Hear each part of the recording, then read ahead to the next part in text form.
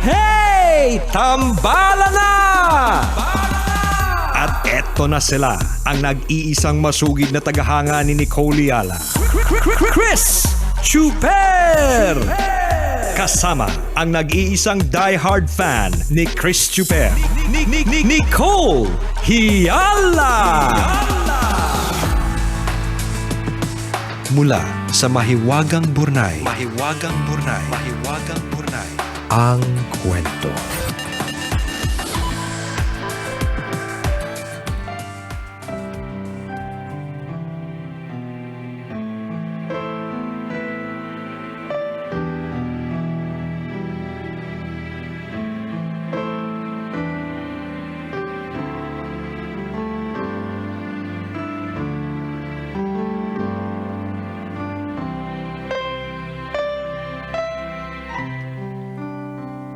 Itago nyo na lang ako sa pangalang Patrick.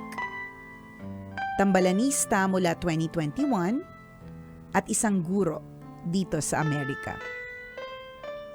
Umaasa ako na ang pagbahagi ko sa inyo ng aking karanasan sa pag-ibig ay makakatulong para sa aking healing process.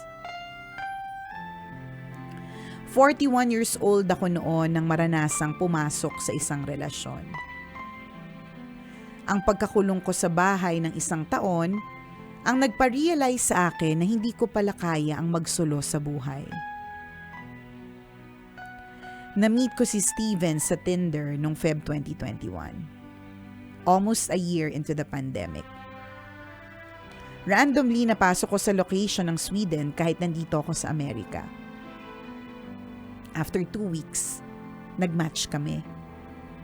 We started talking at doon nag-umpisa ang kwento ng pag-ibig na idinalangin ko ng taimtim habang nararanasan ko ang pangungulila ng mag-isa. Sa mga lalaking katulad ko, mahirap makahanap ng relasyon na pinapangarap ko. Yun bang constantly hearing na sinasabihan ka ng I love you? Ipinagmamalaki ka sa pamilya at sa mga kaibigan niya at binubusog ka ng pagmamahal. Akala ko, hanggang sa imagination ko lang mararanasan. Nurse si Steven at head ng emergency department sa Stockholm. Diborsyado siya at may 2 anak. He lived a happy married life until mag-decide sila ng ex-wife niya na mag-divorce. Pinakilala ko ni Steven sa lahat ng mga taong mahalaga sa buhay niya, including sa una niyang pamilya. Ako pa nga ang naging photographer nila na mag-celebrate ng 18th birthday ang panganay nila. June 2021, nang una kong mabisita ang Sweden. Ito din ang una naming pagkikita after almost 6 months ng aming LDR. Isa akong professor sa Amerika at nang magbukas ang border ng Sweden, ay agad akong nag-book ng flight to finally meet him. Hindi ko na masyadong idedetalye ang kwento but it was the happiest moment of my life. Walang araw at oras na hindi ako nakangiti sa 6 weeks na paglagi ko kasama ang soulmate na natagpuan ko through a dating app. Ang pagbabalik ko sa US ang isa din sa pinakamasakit para sa aming dalawa. Kaya agad-agad, nag-book ako para magkasama kaming muli ni Sven during my winter break. Hindi ko forte ang pagsusulat kaya pasensya na kung marami akong details na hindi maisama sa kwento kong ito. To put it in context, compatible kami ni Sven sa lahat ng bagay, especially during our private and intimate moments. Ito yata talaga ang isa sa mga advantages na later in life mo na matagpuan ang the one. But Steven died in his sleep 2 weeks ago. Hindi pa tapos ang medical investigation para sa full report ng kanyang cause of death. Kaka-celebrate niya lang ng 50th birthday nitong April. Ang plano dapat na kasal na gagawin namin ngayong pag-uwi ko sa Stockholm ay mauuwi pala para ihatid si Sven sa kanyang huling hantungan. Walang kasing sakit ang nararamdaman ko ngayon. I have never felt this so much pain. Hindi pa rin ako tapos sa pag-iyak. Hindi ko pa din alam kung kailan ko masasabing nakakaya ko nang i-manage ang dalamhati na nararamdaman ko.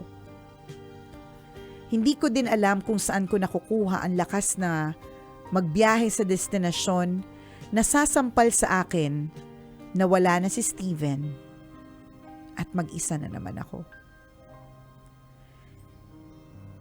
Hindi ko alam kung hanggang kailan ako magdadalamhati at hindi ko din masasagot kung saang stage na ako ng aking pagluluksa. Ang alam ko lang, ginagawa ko ang lahat para malampasan ang pinakamalungkot na bahagi ng buhay ko sa paraan na alam ko. Salamat sa pagbasa niyo at pag-share ng kwentong pag-ibig ko. Ang episode 40 na God's Plan na sabi nga ni Chris ay isang story of hope. Ang isa sa mga nagbigay sa akin ng lakas para mag-umpisa sa pagbangon mula sa bangungot na nilalakaran ko ngayon sa araw-araw. Lumalaban, Patrick.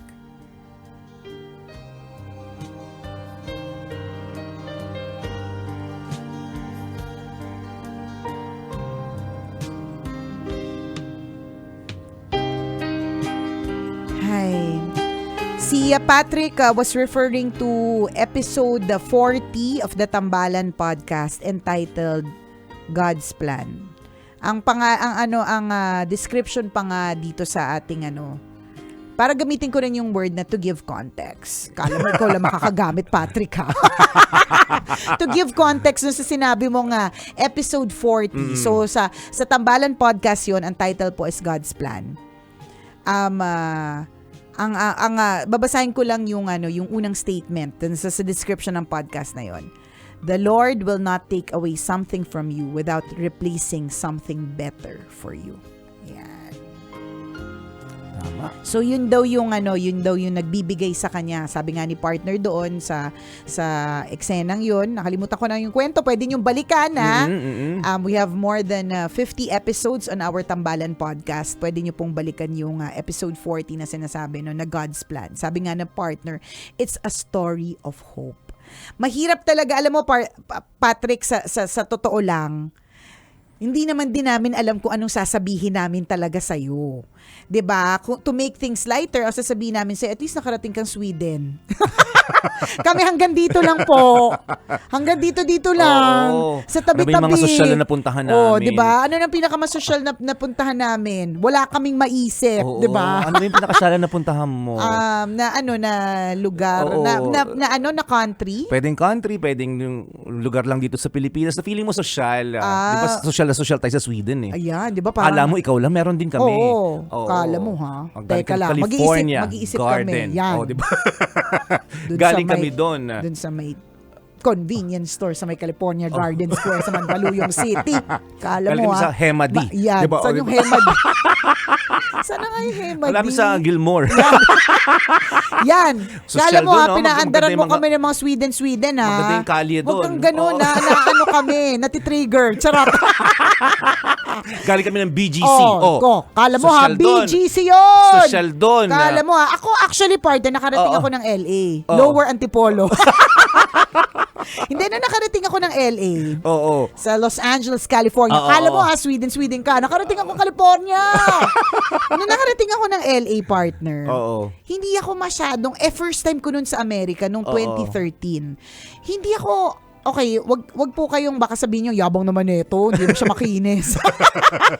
'Di ba? Hindi ako parang, I wasn't, yung expectation ko sa LA, parang feeling ko overrated siya compared dun sa mga nai-imagine ko about LA nung nakarating ako ng LA. Bakit?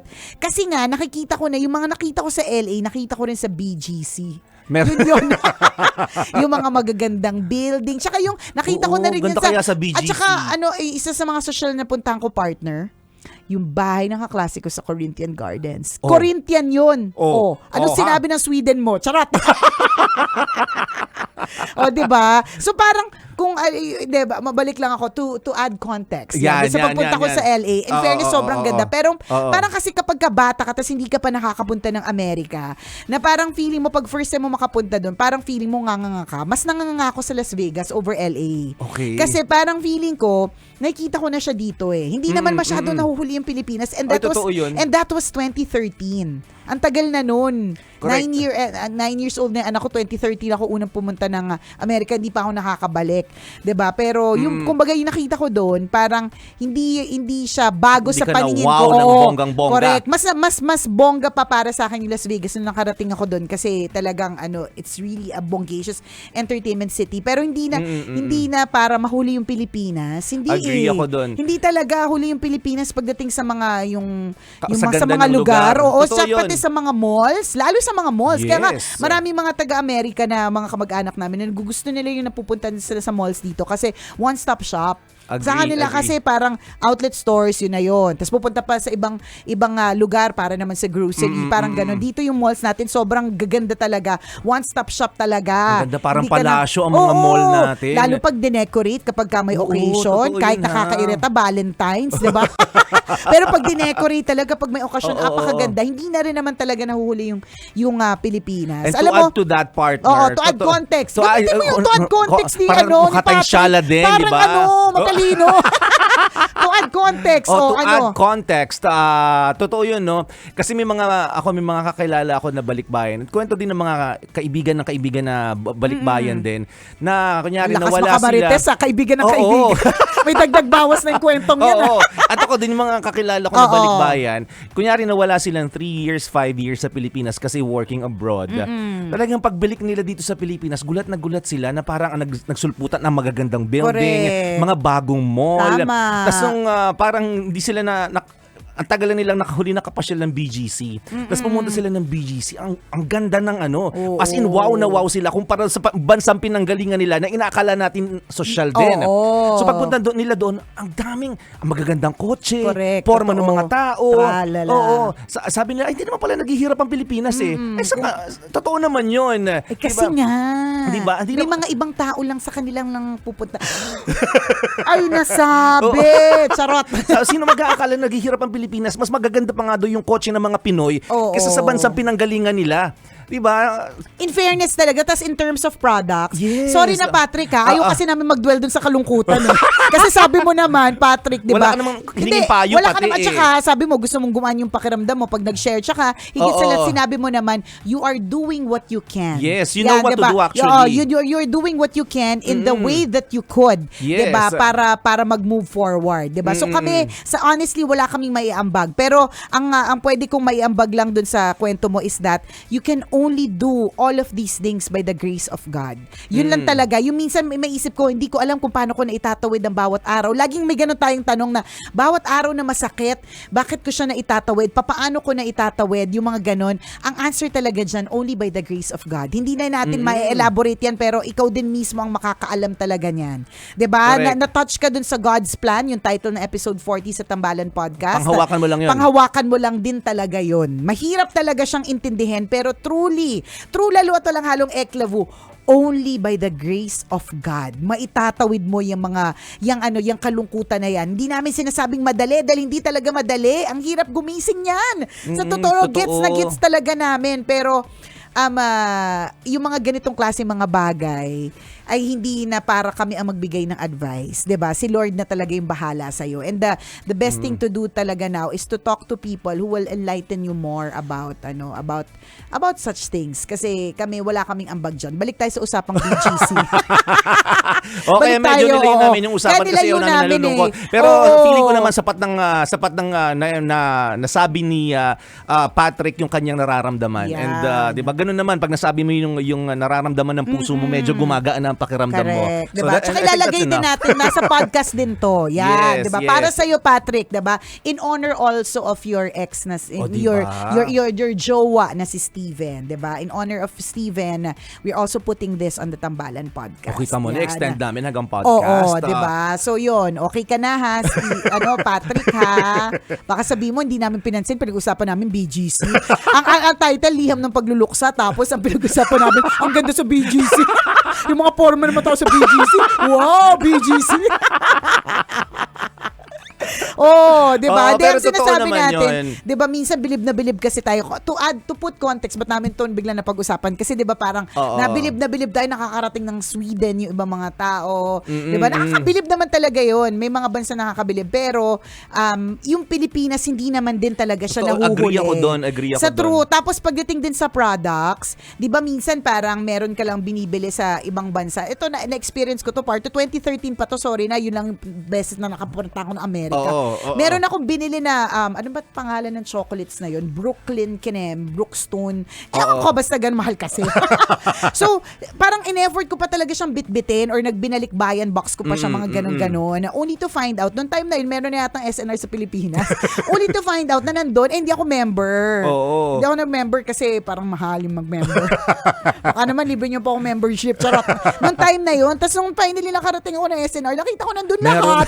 Ang dami-dami nila. Nagpakahirap kang bitbitin. Sa true. Kasi natatandaan ko parang nahuli yung mga damit namin, parang iniwan namin yung mga damit namin, nilagay namin sa balikbayan box. Kasi ang importanteng makarating, kasama namin pagbalik ng Pilipinas ay yung mga tsokolating yun. So malaman ko na sa Pilipinas, Totoo, 'di ba? no? Hindi na tayo talaga nahuhuli. As in, ang daming produkto na meron na din tayo na galing sa ibang bansa. Hindi mo na kailangan pumunta sa ibang bansa. Kaya ang tip ko, partner, bawa, may mga nagta-travel na kasi, partner, Oo. Tapos syempre, it's very innate in Filipinos yung magpasalubong eh. Mamili. Diba? Tsaka yung magbigay Yes. ng pasalubong. Ang sarap magbigay ng pasalubong, sarap makatanggap. Very Filipino yung trait na yan. Diba? Ang suggestion ko sa'yo, kunyari, Japan, Korea, naku, punta lang kay Korean store, Japan store. Wag na kayo mag-effort bumili Oo, doon. nandito na din lahat. Nandito sila, unless yung talagang sobrang mura. For example, meron kaming friend partner. Nung pumunta kami ng Malaysia, parang binili niya yata sa lahat ng drugstore na makikita niya yung pang diabetes. Kasi parang kung i-compare yung presyo, sobrang times 10. Yun pwede. Ganon. Parang times 10 yung presyo sa Pilipinas pag binili mo. Pero doon, parang kunyari 400 lang. Sa Oo, Pilipinas, so bibilhin mo 4,000. na. So bibilin mo, ganon. Yun pwede. Pero Correct. halimbawa, ramen. Ano pa ba yung sa Korea parte? Yung mga skincare. Oo. Ang dami na yan dito. Doon ka na bumili. Diba, nasa peso pa, hindi ka magko-compute, hindi ka Oo. hindi ka ano tawag doon, Magko-compute ng tax. Oo, correct. Lahat hindi mo na kukomputin. Oo. Diba? Saka di ka na magpapakahirap bitbitin. Yun na talaga Yun importante talaga yun. doon. Kasi may excess baggage pa, gagastos ka pa sa excess baggage. Oo. Naalala ko nung, Diba? nung huli tayo out of the country partner, yung isang kasamahan natin. Actually, marami pala sila. Bumili na napakaraming aloe Sumama vera. ka na rin. Hindi naman ako gumagamit na. Kunyari. Pero bumili din. Kunyari. Pero Di ba yung mga bumili aloe din. vera na ganito The color kalalaki? green. Naku, oo. Na ganito kalalaki. Ang bigat ng isang piraso nun. Sa Eh true. dahil feeling nila mura doon at saka masyadong maganda kasing packaging. Gusto binili ng pagkadami-dami. Minsan naghati-hati pa. Yan. O, kasi yung pag binibili mo kasi minsan sa Korea Nakapack yun, eh. nakapack apat, may libreng isa, mga ganon. So maghahati-hati talaga kayo. Oo. Tsaka maganda Kasama ako doon. Kasama ako doon. Bumili ka rin pala. Hindi aloe vera yung akin. Ano sa'yo? Makeup. Oo, na parang ganon. may buy 4, take 1. So Oo. parang kailangan dalawa kami Oo. para makuha namin yung take 1. Parang ganon. Alam mo na pag low budget, ganon talaga. Kinocompute ang mga bagay-bagay. Tama, di ba? So bumili na pagkarami-rami yung Oo. staff, tayong mga DJs. Tapos naghati-hati tayo. Tapos pampasalubong nga yung iba. Tapos ako nagtira din ako para sa sarili ko ng Yan. isa. O nalagay ko sa banyo namin, magandang Oo, pan-display wow, aloe vera. Oh, aloe vera. Para pag may bisita, wow, may aloe vera may sa aloe vera banyo. sa banyo. 'Di ba? Hindi pinapansin, Oo. 'di ba? Kahit parang maharlika. Oo, tapos ganon. siyempre every time na may papasok doon, feeling ko magtatanong sila. Oo, Uy, saan saan mo nabili yung yan? ano? Alam mo na, utak Pinoy. May yabang tayo ng Oo, konti. correct. Galing ng Alam ano mo, yan. pakunwari lang tayo minsan pa low-key. Hindi Oo. naman tayo low-key. Mayabang tayo. Kaya ako, partner, hindi ako yung para umechos na low-key ako. Hindi ako low-key. Kasi lahat tayo, meron tayong ganun eh. Parang Oo. Huwag mo ko etchos yung pasimple ka kuno-kuno pero dinisplay mo yan kasi gusto mong malaman nila na galing Korea yan. O tapos, ang kwento mo, partner. Di ba yung grocery nakapatong sa ibabaw ng ref, Yan. ayaw galawin kasi pag may bisita, kunyari ma-appreciate. Ay, hindi yun. Ang pinaka-bongga, yung hindi mo naman ginagamit, yung Nespresso ba yun? Yung machine? Oo. Kasi mahal yung mga ganun, yung mga capsule, diba? mga ganun. Kasi mga air fryer natin nakadisplay sa kusina, di ba? So anyway, mabalik sa aloe vera. Wala sa aloe vera, di ba? Ang daming kwento. Layo na sa Mahiwagang Burnay. Sorry na! Nakalimutan yung Mahiwagang Burnay talaga. Ituloy natin sa podcast. Yung aloe vera. Tapos, malaman ko nasa Watsons pala lahat. Correct, nasa Watsons, ang dami. Tsaka ang dami ng Korean dito Oo na stores. Na hindi mo... Tas Yung tawan-tawa ka sa sarili mo anong pagkatapos mong makita sa Watsons. Sa true. Andun pala lahat. Diba? Ganon, hindi na nahuhuli yung Pilipinas. Yun po ang lesson ng Mahiwagang Burnay. Ngayong araw na ito. Agree diba? ako doon. Yung mga balikbayan na magsasabi na galing ng ibang bansa na minsan inaakala natin ang yaman-yaman, wow talaga sila. Pero pagbalik nila ng Pilipinas, sila yung napapawaw sa atin. Dalhin mo sa Makati, dalhin mo sa BGC, as in talagang mamamangha sila na Parang, ang Pilipinas hindi talaga hindi naman, nagpapahuli. Oo, hindi ko lang talaga alam ba't di tayo masyadong yumayaman yung mga taga-babayan. But that's a different topic altogether. Kasi ang impression nila, nung tinanong namin, anong impression? Kasi akala talaga namin na mga Pinoy mahihirap, pero hindi. Madaming Pinoy na mahirap naman, diba? Pero hindi naman talaga tayo nahuhuli. Yes, marami rin Pilipino ang umaasenso. Marami rin Pilipino ang yumayaman at maayos ang buhay ngayon. Kasi kaya nga nila na-afford yung mga yung mga condo unit mag-rent. Yes, yan talaga hindi ko mag-gets, partner. diba? Magkano sweldo nyo? Pero wala na tayong oras. At ang Mamaya pa gaganda ng natin kotse. pag-usapan. Oo, totoo yan. Kaya kasi ang sabi daw nila, ayaw paawat. O sige. Ano yun, partner? Hindi, joke lang. Hindi kasi napapanood nila laging kahirapan ng Pilipinas. Yung napapanood nila sa ibang bansa. Pero pag pumunta na sila dito sa Pilipinas, magugulat sila, hindi naman pala. At Punta saka, ka lang dito sa Pasay Kaya nga. Sa entertainment city natin. Punta ka ng ang ganda Okada. ang ganda ng entertainment city ng Pasay. Correct. Okada, Oo. tabi-tabi Soler. Correct, yan. Ang ganda talaga. Sobrang pati yung, wow. hindi talaga Oo. tayo mapapahuli. Yes. Tsaka mas masarap ang buffet natin. Oo. Daming kwento. Daming kwento kahit overtime na, no? O siya, pag-usapan pa natin more kung gaano kabongga yung Pilipinas Totoo. later on sa ating podcast. Pero maraming salamat sa iyo, Patrick, for pouring your heart out, sharing your story, and I hope na dun sa pag-divert namin, kahit papano na-entertain ka namin ngayong araw na ito. Salamat sa iyo, Patrick. At kung ikaw, Kabisyo, meron ka rin kwento na gusto mong i-share sa amin, pwede mo kaming i-email. Send your stories at mahiwagangburnaystory@gmail.com. Mali mo kwento mo na ang ating pag-uusapan sa mga susunod na araw. Kaya send mo riyan, Kabisyo. muli ako po si Nicole Yala. At ako naman si Cambio King Chris Chuper. Na nagpapaalala, walang matatag na relasyon sa malanding may determinasyon. Yun!